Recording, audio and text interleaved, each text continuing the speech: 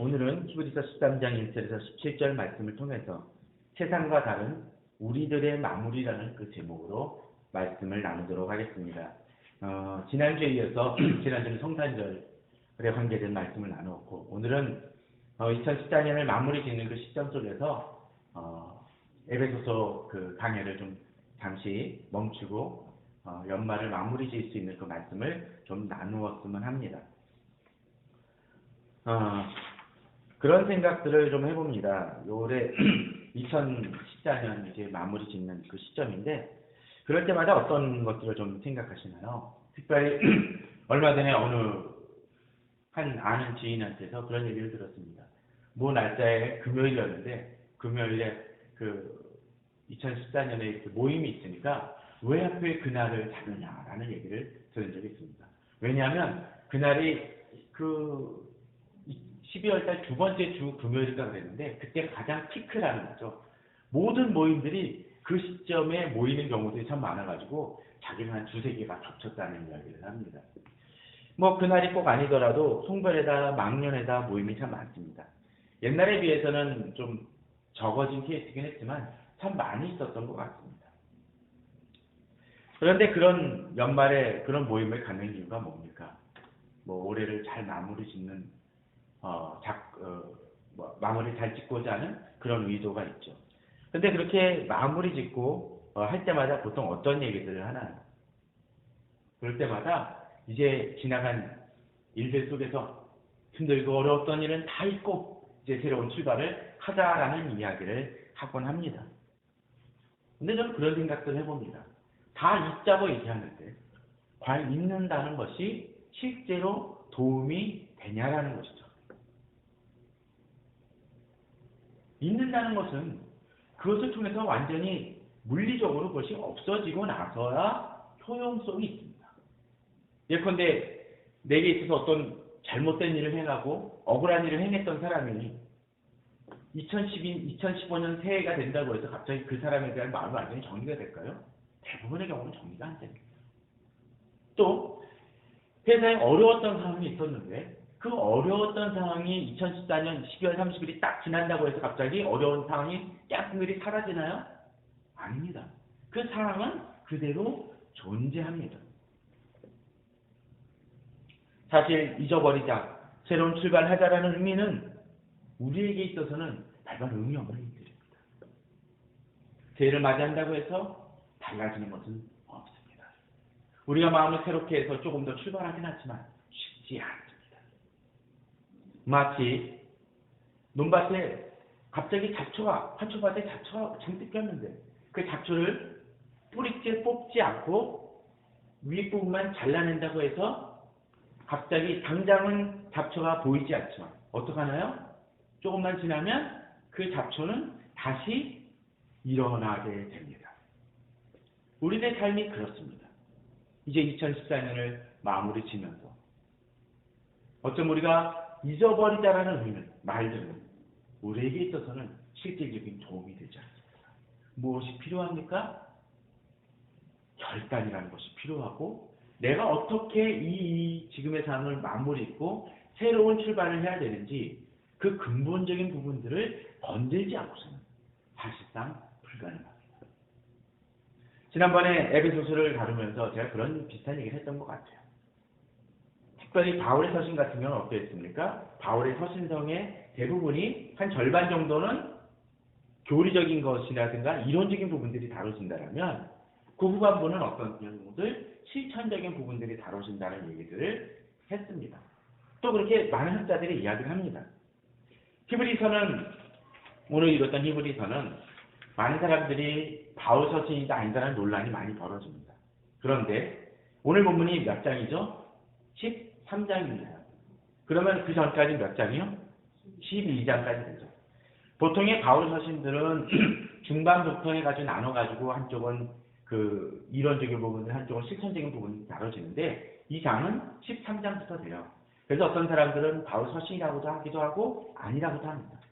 어찌 됐건 간에 이 히브리서 13장에서부터 보다 실천적인 내용들이 등장합니다. 사실 히브리서는 히브리서라는 얘기를 통해서 나오는 히브리인들에게 쓰여진 것입니다. 특별히 히브리인들은 어떤 사람들입니까? 이스라엘이죠. 이스라엘인들은 어떤 사람들입니까? 다른 이방 사람들하고 달리 구약의 율법에 충실했던 사람이고 그 율법에 살았던 사람입니다.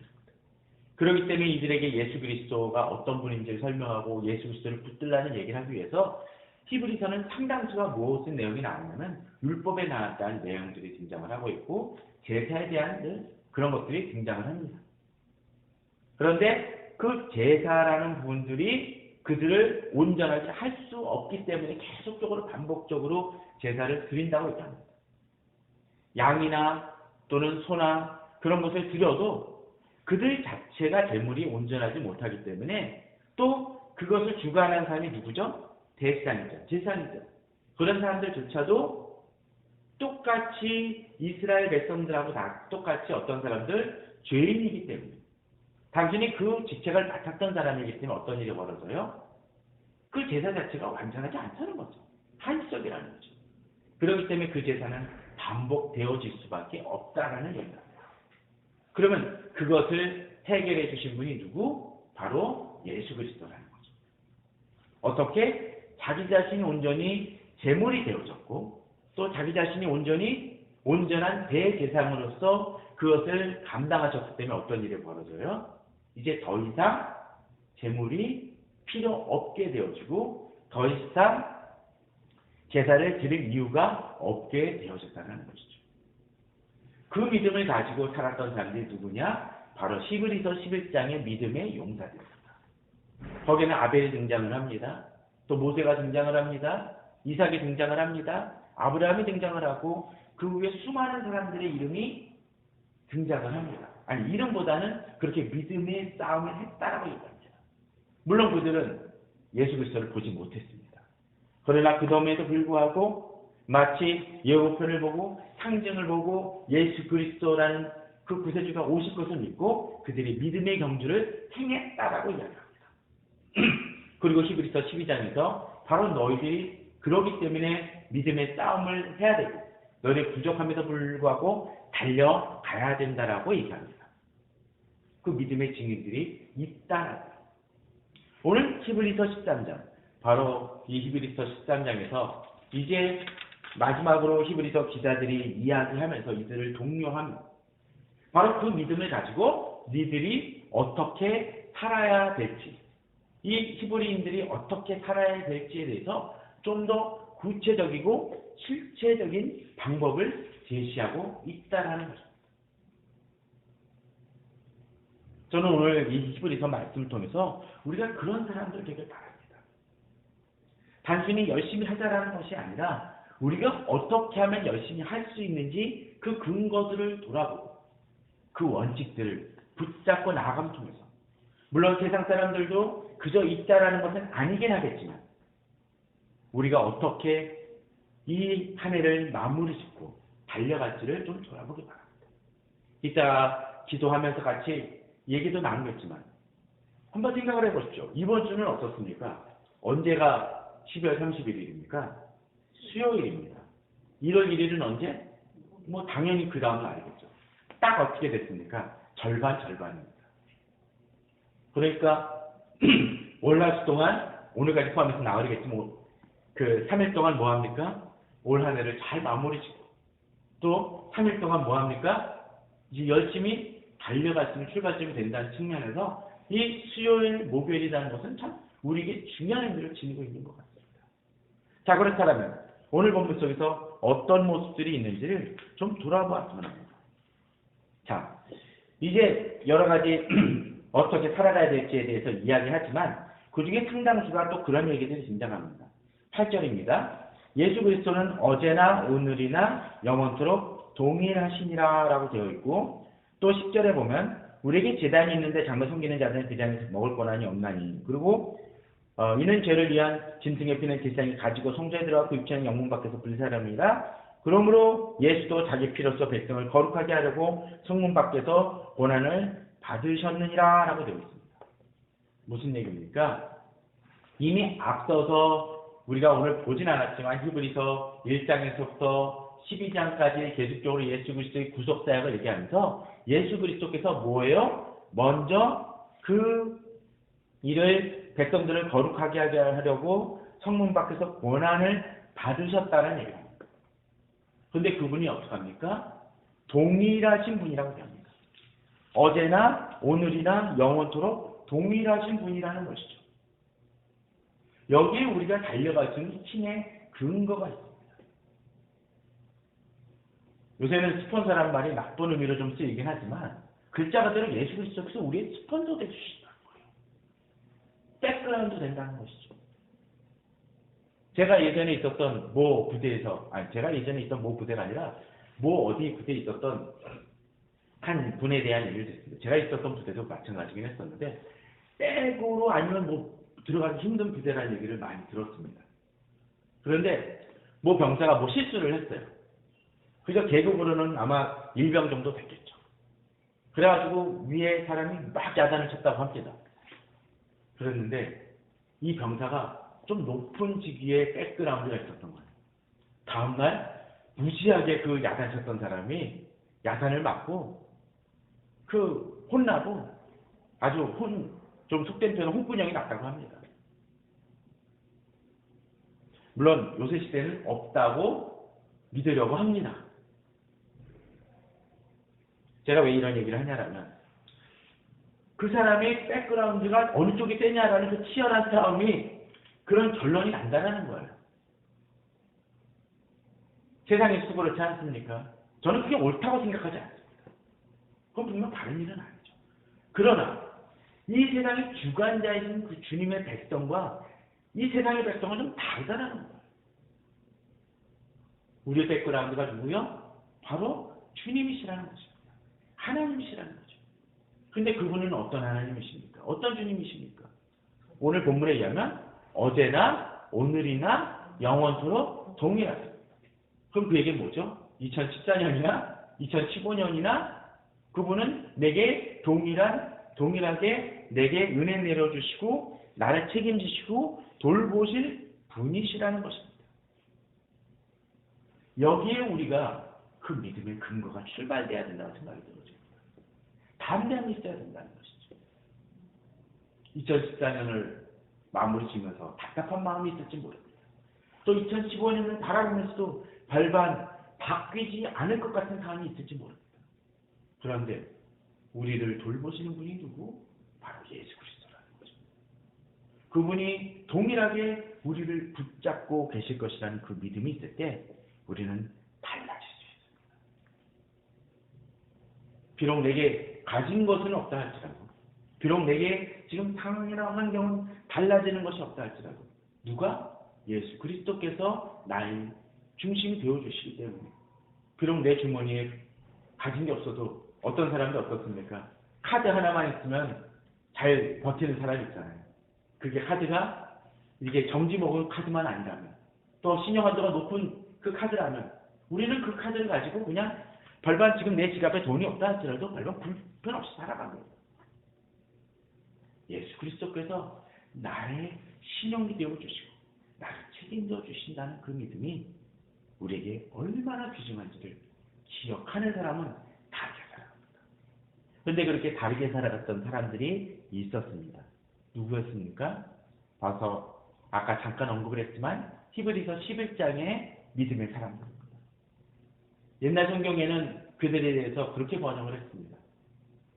그들을 세상이 감당치 못하더라고 있습니다. 그렇습니다. 예수 그리스도를 의지하고 하나님을 의지하는 사람들은 다르게 살아갑니다. 세상이 뭐라고 하네, 세상이 우리를 뭐라고 이야기하고 하네, 담대하게 살아갈 수 있는 힘이 우리들에게 있습니다. 저는 그 믿음이 우리 성도님들에게 있기를 간절히 축원합니다. 또한 오늘 본문 속에 보면은 이제 우리가 그렇게 믿음으로 달려갔던 사람들이 그들 많이 있는 것이 아님을 보게 됩니다. 7절입니다. 한번 같이 보죠. 이 말씀을 너에게 일러주고 너희를 인도하던 자들을 생각하며 그들의 행실의 결말을 주의하여 보고 그들의 믿음을 본받으라. 사실 어떻게 보면 모세라든가 아브라함은 좀 멀리 느껴지죠. 그죠? 모세가 홍해를 가르고 또 만나와 메추라기를 받았다는 그 생각을 했었을 때 그 요새 뭐 노래 중에 그런 거 쓰지 않고 그래서 어떡하란 말인가. 그 노래가 아니죠. 개그였나요? 예. 예. 그래서 어떡하라고. 그게 나랑 무슨 상관이냐라는 거죠. 별로 느낌이 안 올 수 있어요. 물론 그게 살아 움직일 때 어떤 파워가 있지만 그럼에도 불구하고 별반 느껴지지 않을 수 있습니다. 그런데 그것이 바로 내 옆에서 또는 내 앞에서 그 믿음의 증거를 보였던 사람이 있다면 어떡할까요? 그 믿음은 야, 대단하다. 나도 저렇게 믿어야겠구나. 특별히 나를 가르쳤던 사람, 나보다 조금 더 앞섰던 사람에 의해서 그런 믿음의 본이 보여진다면 우리의 태도는 좀 달라질 것입니다. 여기 본문은 어떻게 하나요? 하나님의 말씀을 너에게 일러주고 너희를 인도하던 자들을 생각하며라고 되어 있습니다. 이 시대 교회의 암울함은 말씀의 선포가 안 이루어지는 것이 아닙니다. 뭐가 문제일까요? 그 믿음의 본대로 살아가는 사람들이 드물다라는 거예요. 영적 스승이 드물다는 거죠. 목사가 대우를 받지 못하는 이유가 뭘까요? 카리스마가 없어서? 그 카리스마는 뭐로 생깁니까? 말씀 선포하는 사람들은 많은데 우리 목사님 말씀은 참 좋아. 그런데 삶은 그렇지 않아. 라는 얘기를 하시는 분들이 종종 있습니다. 그런데 그 말씀대로 살아가는 그 믿음의 본에 믿음의 선배와 또는 권사님이 목사님이 장로가 집사가 있다라면 야, 말씀대로 살아가니까 정말 저렇구나. 또 말씀대로 저렇게 꿋꿋이 흔들리지 않냐고 직장에서 가정에서 살아가고 있구나라는 것을 교회에 살아가고 있구나 라는 것들을 보게 된다면 우리는 그 믿음의 본을 가지고 도전을 받고 나도 저렇게 살아야겠구나 라는 도전을 받습니다. 본문은 그렇게 얘기하죠. 그들의 행실의 결말을 주의하여 그들의 믿음 안에서 어떻게 살아갔더니 이런 모습을 보였구나 라는 것들을 주의하게 된다면 우리는 좀 더 다른 삶을 살 수가 있습니다. 본문은 얘기합니다. 그들의 믿음을 본받으라고 되어 있습니다. 저는 우리 성도님들이 그러한 믿음의 멘토들을, 믿음의 선배들을 꼭 보길 바랍니다. 믿음의 본을 보길 바랍니다. 또 한 가지 이거는 중요한 도전도 주죠. 본받는 것만이 아니라 어떻게 그들의 또는 주위에 이어지는 이들에게 있어서 본이 될 수 있어야 된다는 것입니다. 내가 바뀌지 않으면 내 자녀가 바뀌지 않습니다. 내가 바뀌지 않으면 내 주변 사람들이 바뀌지 않는다는 것을 기억해야 됩니다. 또한 17절입니다. 너를 인도하는 자들에게 순종하고 복종하라. 그들은 너희를 영혼을 위하여 경성하기를 자신들이 청산할 자인 것 같이 하느니라. 그들로 하여금 즐거움으로 이것을 하게 하고 근심을 하게 하지 말라. 그렇지 않으면 너에게 유익이 없느니라. 무슨 얘기입니까? 너를 인도하는 자들에게 순종하고 복종하라고 되어 있죠. 맞습니다. 진정으로 그러한 믿음의 본이 있다면 저분 참 좋아 라고 이야기하는 것이 아니라 그분들을 따라가는 것이 참 중요합니다. 어떤 분들 예전에 참 그 개인적인 문제로 고민하는 분을 한번 발견한 적이 있습니다. 주위 사람들이 여러 가지 조언을 해요. 근데 그분이 그런 얘기를 하더라고요. 어떤 때 너무 힘들면 좀 놔두는 것도 방법인데 기다리지 못하는구나 라는 얘기를 합니다. 일리가 있습니다. 그런데 사실은 어떤 때는 반대의 경우로 그런 경우도 있습니다. 마땅히 들어야 될 때 듣지 않는 분들도 있습니다. 듣지 않으니까 어떻게 되나요? 결국 더 상황은 악화되고 회복될 수 없는 지경까지 이르는 분들이 있습니다. 본받아야 될 분들을 본받고 그들의 말에 순종하는 것이 필요합니다. 영적 멘토란 그런 것입니다. 또한 이런 사람들을 위해서 우리는 그들을 격려하고 도와주고 힘써줘야 됩니다. 그들을 귀히 여길 줄 알아야 되는 거죠. 이 시대는 진정한 영적 지도자들 귀히 여기지 못하는 모습들이 있습니다. 말로 많은 것을 하지만 진정으로 그러한 모습들을 갖추고 나아가는 게 필요합니다. 예전에는 그런 모습들이 있었죠. 제가 지난번에도 한번 얘기해 드렸지만 옛날 시골교회에서는 어떠했습니까? 특별하게 상품권이나 그런 걸 드린 게 아니라 그들이 드렸던 건 뭡니까? 자기네 닭이 알을 까면 그거 모아가지고 그걸 뭐라 그러죠? 꾸러미를 해가지고 10개씩 묶어가지고 그 목회자나 그런 쪽에 갖다 주는 경우도 많이 있었습니다. 사실은 그것은 어떤 그런 선물을 받자라는 것들이 아니라 그러한 정성들이 과연 성도들과 목회자들 속에 있었었고 또 목회자는 성도들을 위해서 눈물로 무릎을 꿇으며 정말로 관절염이 걸릴 정도로 그렇게 기도하던 열심히 있었던 것입니다. 그러한 서로 주고받는 그 관계가 있어요. 그 교회는 복된 교회이고 그러한 공동체는 아름다운 공동체입니다. 그러할 때 더욱더 달려갈 수 있는 힘이 됩니다. 저는 2014년에 마무리 치면서 혹시나 그런 분들이 없었다라면 그런 분들을 발견할 수 있도록 기도하시고 또 2015년에는 그런 분들과 공동체를 이뤄 아름다운 공동체를 이뤄갈 수 있도록 힘쓰시는 우리 성도님들 되시기를 주의 이름으로 축원합니다. 또한 오늘 본문 속에서 그 15절을 봤으면 좋을 것 같습니다. 자, 같이 읽어보도록 해보죠. 시작. 그러므로 우리는 예수로 말미암아 항상 찬송의 제사를 하나님께 드리자. 이는 그 이름을 증언하는 입술의 열매니라 라고 되어 있습니다. 자, 여기서 다시 제사를 드리죠. 히브리서에서 계속적으로 언급이 되어졌던 것이 바로 제사입니다. 그런데 여기서 제사는 다른 제사입니다. 예전에 제물을 드리고 소와 양을 바쳤던 제사가 아닙니다. 여기서 뭡니까? 찬송의 제사를 하나님께 드리자라고 얘기합니다. 누구로 말미암아? 예수 그리스도로 말미암아. 그렇습니다. 우리가 이제 예배 드릴 땐 과거 예배하고는 다릅니다. 어떤 억압이나 두려움의 예배가 아니라 주님 앞에 찬송의 제사로 나아갑니다. 누구로 인하여? 예수로 말미암아서. 그 예배는 언제? 항상 드리는 거죠. 또 그 예배는 그 이름을 증언하는 입술의 열매라고 되어 있습니다. 우리는 찬송의 예배를 드릴 수 있어야 됩니다. 주님께 영광 돌리는 예배를 드릴 수 있어야 됩니다. 그런데 이 예배는 과거 예배하고는 좀 다릅니다. 뭐가 다를까요? 16절이 바로 그것을 보여줍니다. 같이 읽어보죠. 오직 선을 행함과 서로 나누어 주기를 잊지 말라. 하나님은 이 같은 제사를 기뻐하시느니라. 자, 그러면 이 예배는 무엇입니까? 찬송 드릴 때, 예배 드릴 때 찬송을 높여 부르는 거 중요합니다. 예배를 드리기 위해서 여러 가지 악기 세팅도 잘하는 것이 중요하고 또 여러 가지 음향 시설을 잘하는 것도 중요하고 많은 것들이 이 예배를 위해서 열심을 기울이는 것 중요합니다. 그거 해야 됩니다. 그러나 본문은 그 차원을 더 넘어섭니다. 뭐라고요? 선을 행함과 서로 나누어 주기를 잊지 말라. 이 얘기는 뭡니까? 우리들의 삶이 하나님께 드려져야 된다는 것이죠. 이 찬송이 제사를 하니까 이런 제사를 하니까 뭔가 떠오르는 구절 있지 않습니까? 로마서 12장 1절입니다. 그러므로 형제들아 내가 이 모든 자신 너희 거는 너희 몸을 하나님이 기뻐하시는 거룩한 산제사로 드리라. 아마 바뀐 성경은 산제물인가로 되어 있어요. 산제물로 드립니다. 제사보다 제물이 훨씬 더 세죠? 내 자신이 드리는 거니까.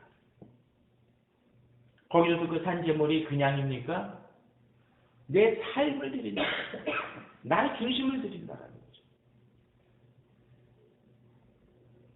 그 12장 2절은 그렇게 얘기합니다. 너희는 이 세대를 본받지 말고 오직 마음을 새롭게 함으로 변화를 받아 하나님의 선하시고 기뻐하시고 온전하신 뜻이 무엇인지 분별하도록 하라고 하죠. 이 세대를 본받지 말라는 것이죠. 저는 그 대표적인 것으로 먼저 한 가지 좀 더 들어갔으면 합니다. 4절입니다. 같이 보죠. 시작. 모든 사람은 결혼을 귀히 여기고 선소를 더럽히지 않지 않아. 음행하는 자들과 간음하는 자들을 하나님이 심판하시리라. 자, 주의에 힘쓴다는 것이 가정을 소홀히 하는 것이 아님을 본문을 보여줍니다. 자기 가정을 귀히 여길 줄 알아야 된다는 거죠.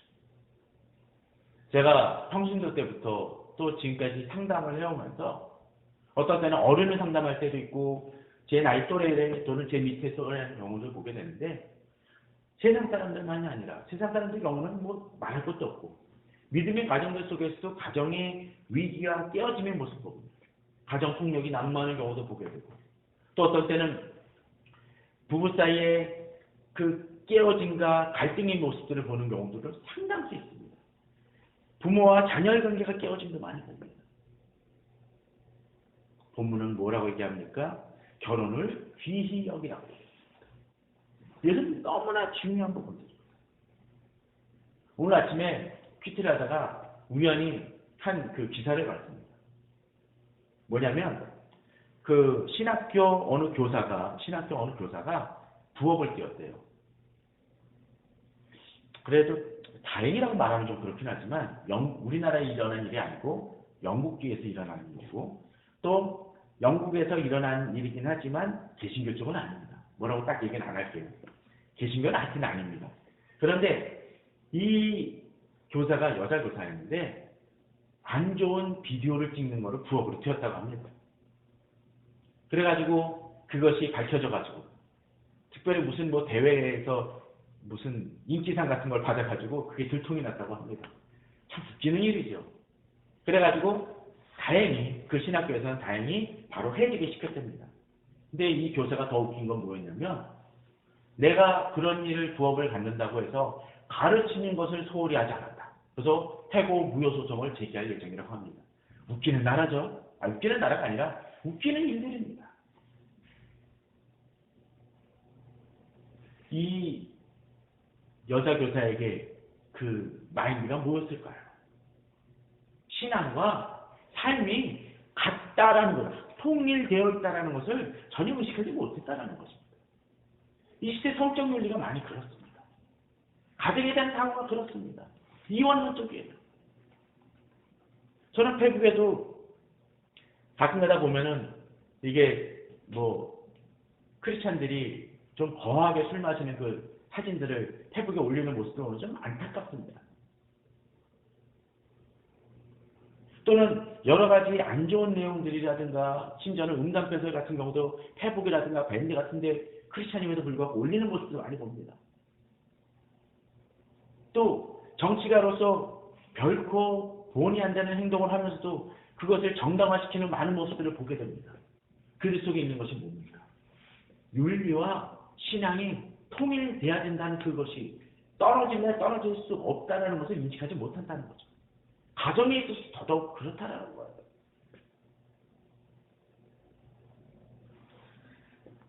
가정을 돌아보지 아니하는 성도는, 가정을 지키지 못하는 성도는 교회에서 아무리 많은 일을 한다고 하더라도 주님 앞에서 올바르지 못할 수 있습니다. 물론 저는 그런 걸 인정을 합니다. 믿음의 가정 속에서도 갈등이 있을 수 있고 어려움이 있을 수 있습니다. 부부간에 문제가 있을 수 있고 자녀간에 문제가 있을 수 있습니다. 그것을 어떤 면에선 하나님께서 그에게 주신 시련이고 어려움일 수 있습니다. 그러나 그것을 방기하고 그것을 무책임하게 돌아보지 아니하고 그것을 무시하고 그것이 그냥 죄가 아닌 것처럼, 아니 어떤 때는 어려움이 아닌 것처럼 무시하고 넘어가거나 그것이 오히려 그 갈등의 중심이 자기 자신에게 출발한다면 그것은 분명 하나님 보시기에 옳은 것이 아니라는 것이죠.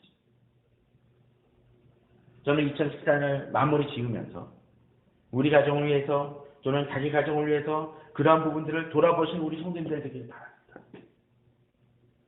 특별히 기도할 때 자기 부모님을 위하여 또 자기 자녀를 위하여 배우자를 위하여 친지를 위하여 특별히 더 기도하시기 바랍니다.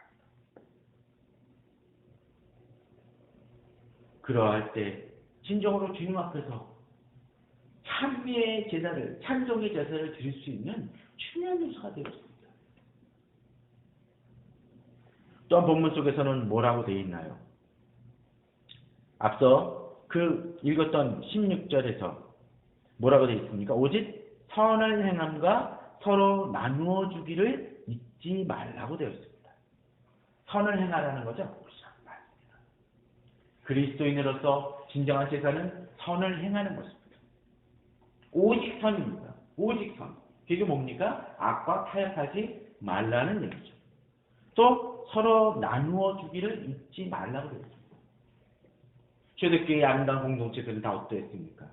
자기 것을 지키지 아니하고 오히려 필요를 위해서 나눠주는 모습이 있었습니다.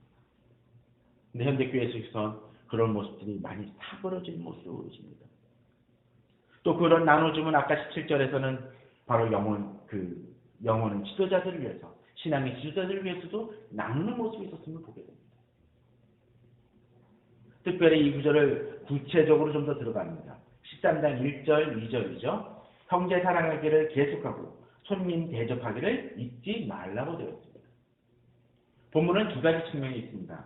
첫 번째, 형제 사랑하기입니다. 앞서 이 사랑하기를 보게 되면 어떻습니까? 이 사랑이 그냥 주의 사랑으로 사랑합니다. 주의 사랑으로 사랑합니다라는 형식적인 말이 아니라 실질적인 나눔을 보게 됩니다. 저는 2014년을 마무리 지면서 참 제 주위에 그런 믿음의 친구들이 많은 걸 좀 보게 됩니다. 제가 베풀지 못하지만 오히려 저를 생각해주고 돕는 많은 친구들과 믿음의 형제들을 바라보게 됩니다. 나누는 건 사실 그런 것 같아요. 또한 본문은 뭐라고 되어 있습니까? 손님 대접하기를 잊지 말라고 되어 있습니다. 손님이라는 것은 무엇입니까? 같은 공동체에 있는 사람은 손님이라고 얘기하지 않겠죠. 이런 사람들은 어떤 사람이었을까요? 그 당시로 보게 된다면 그 당시는 지역교회, 예를 들면 데살로니가 교회, 에베소 교회에 있으면 그들이 비록 각각의 교회, 가정교회식으로 모이긴 했었지만 그들 각자가 서로 교류가 없었던 것들이 아니라 교류가 있었습니다. 특별히 오늘 읽진 않았지만 히브리서 13장의 계속에도 디모데에 대한 언급이 되어집니다. 무슨 얘기입니까? 이 목회자들이 또는 순위하는 목회자들이, 설교자들이 왔다 갔다 하면서 서로의 교회를 격려하고 도와주는 일들을 했었고, 또 어떤 교회가 어려울 때 여러 가지 구제금을 모아서 그 교회를 지원하는 일들도 했습니다. 손님 대접하기라는 것은 무엇입니까? 그러한 교류가 있었을 때 그들을 돕고 섬기는 일들을 이들이 했다라는 것입니다. 또 이들 속에서는 이 손님 대접한다라는 그 말 속에서는 어쩌면 구제의 대상을 포함하고 있는 것이기도 합니다.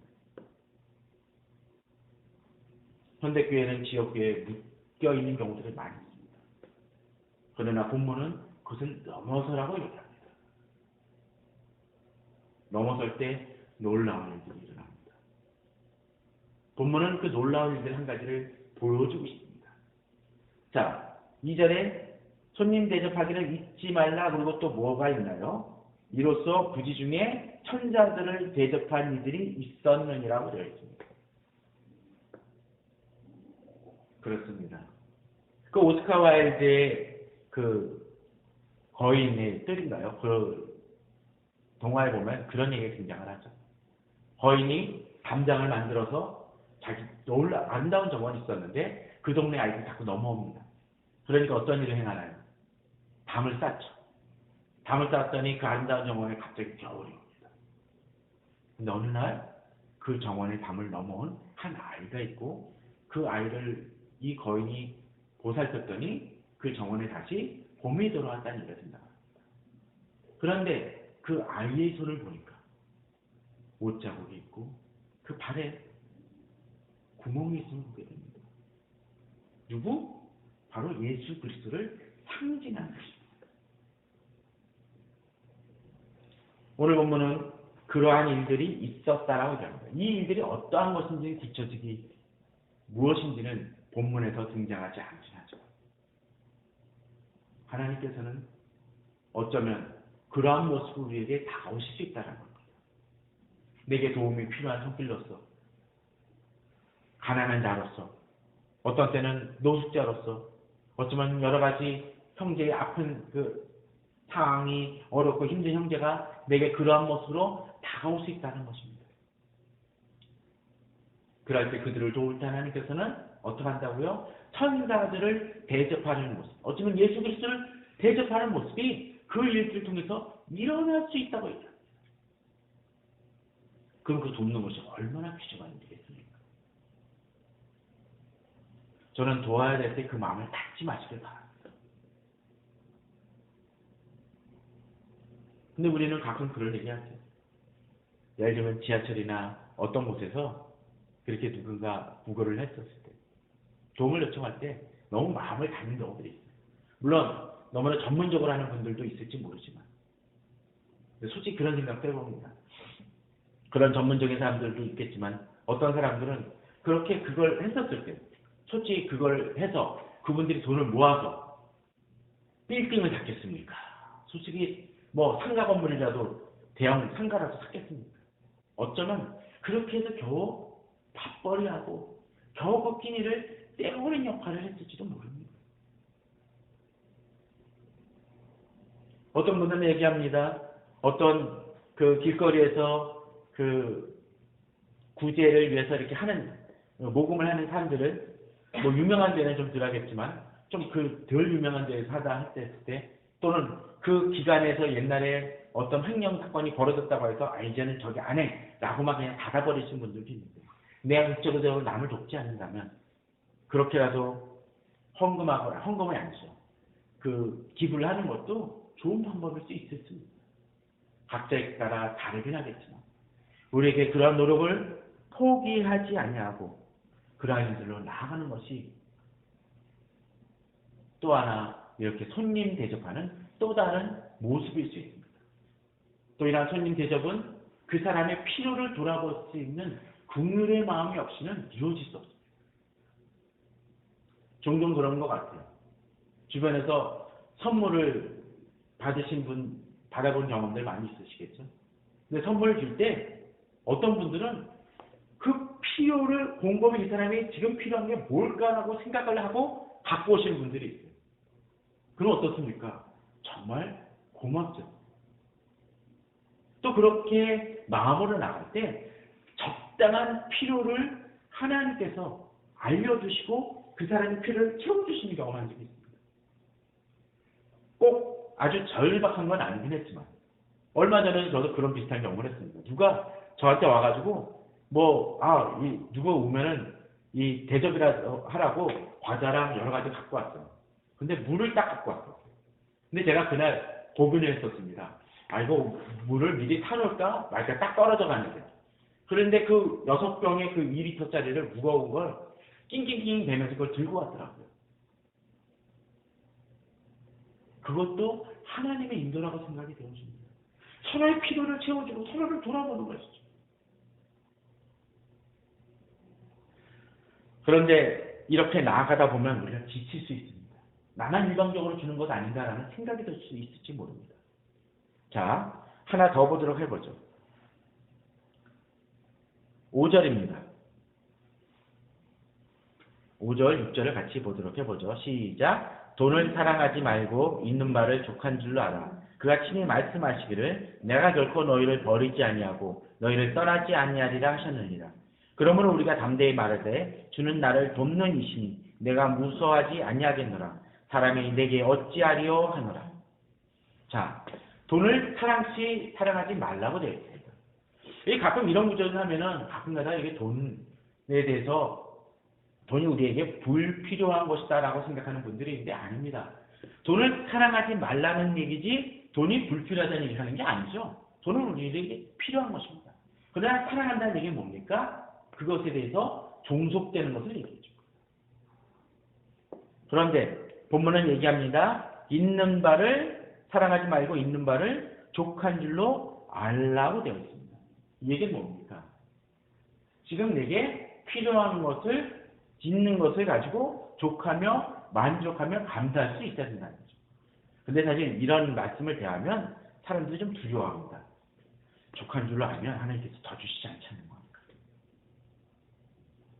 내게 지금 부족하고 힘들어 죽겠는데 이제 족한 줄로 안다는 얘기는 하나님이 더 이상 주지 말라는 그런 얘기인가? 라고 생각할 수 있는데 그게 아닙니다.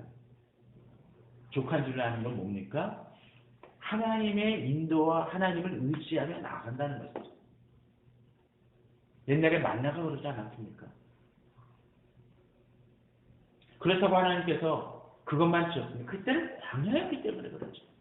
나중에 젖과 꿀이 흐르는 땅을 통해서 그들을 넘치게 채워주십니다. 순종하며 나아갈 때. 본문도 얘기하죠. 내가 결코 너희를 버리지 아니하고 너희를 떠나지 아니하라고 되어 있습니다. 주님이 날 창고대로 주신다는 거예요. 날 공급처대로 주신다는 거죠. 특별히 6절은 더 얘기합니다. 주는 나를 돕는 이시니. 그렇습니다. 주께서 나를 도우시기 때문에 우리에겐 더 이상 무서워함이 없습니다. 두려움이 없습니다.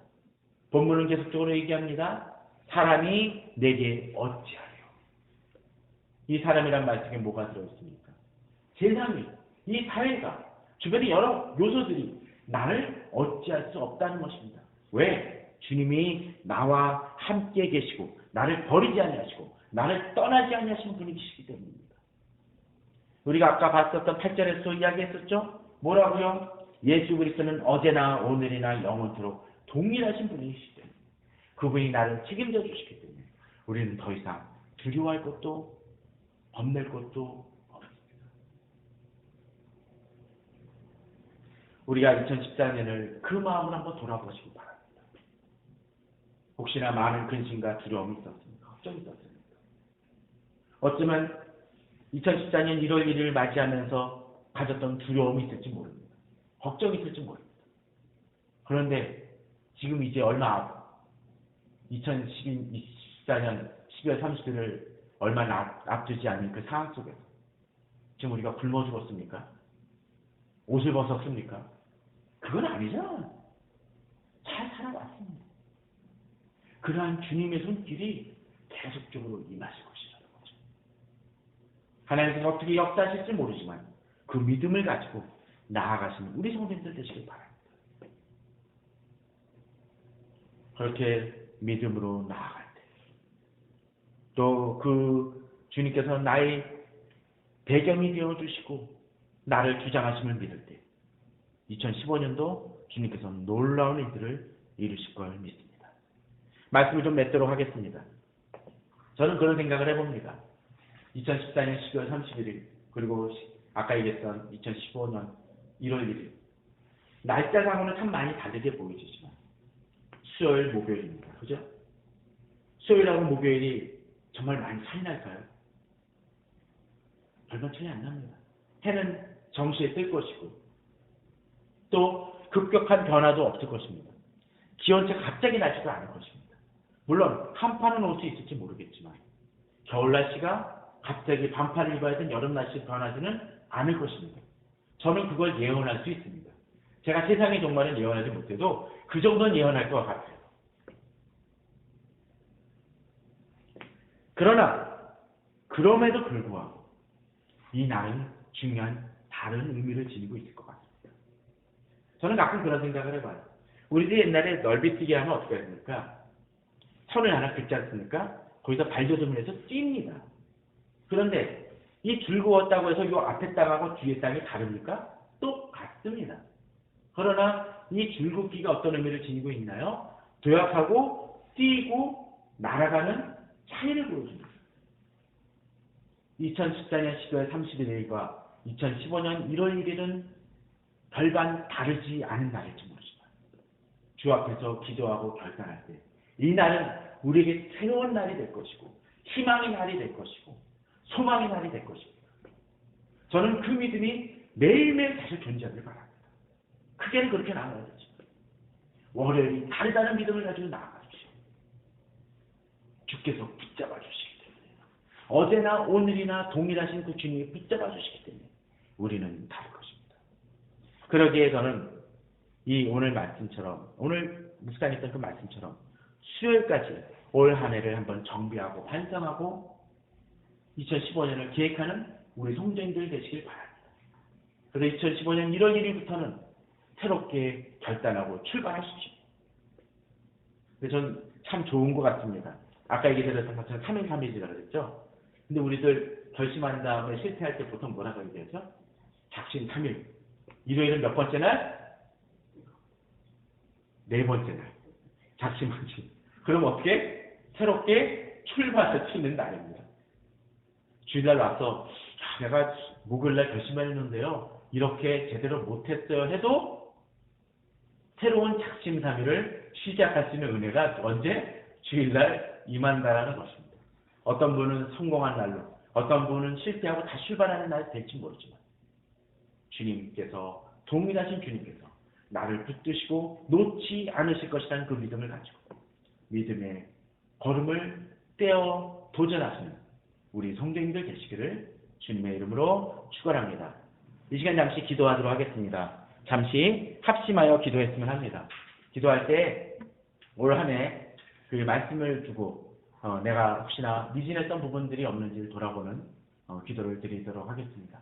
그리고 그 하나님께서 2014년을 지켜주심을 감사를 드리는 기도를 드리고 2015년 더욱더 주님 안에서 또 언제나 동일하신 그 주님을 붙들고 믿음으로 나아가는 제가 되게 해달라고, 교회 되게 해달라고 함께 합심하여 기도하도록 하겠습니다. 기도하시겠습니다.